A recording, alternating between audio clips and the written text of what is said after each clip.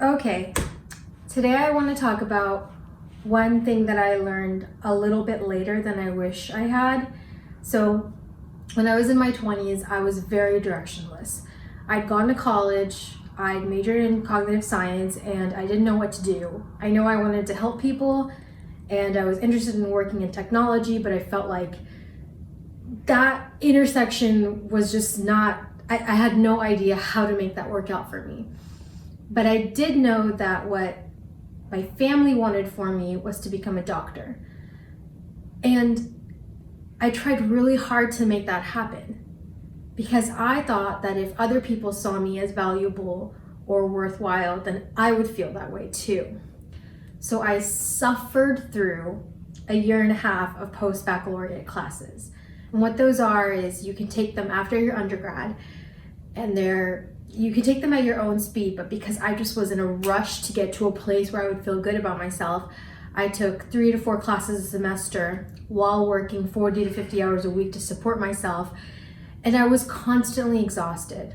There's this one photo of me from that time that captures how bad I felt.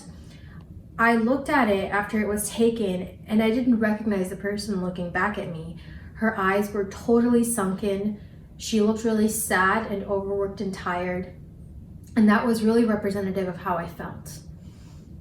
And I was doing this to accomplish this goal that somebody else had given me because I hadn't figured out what I wanted for myself and I didn't know how to. But the more I kept working towards someone else's goal, the more I didn't like who I was. I didn't like my life. I didn't like what I was becoming. And then I just stopped. I didn't know exactly where I was gonna go, but I knew that I couldn't choose this life that made me feel so at odds with myself.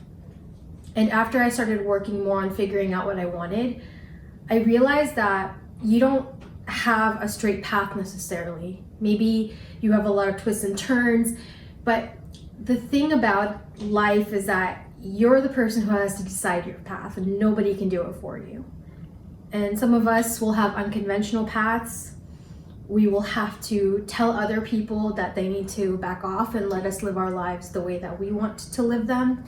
It's hard, especially if you grow up in kind of a collectivist culture like the South Asian community where there are very set standards for what success means. But I wish what I had learned in my mid-20s is that exploration is part of the journey. Making mistakes is part of the journey, but doing it on your terms, living your life on your terms, even though they may change, that's really important. That's it.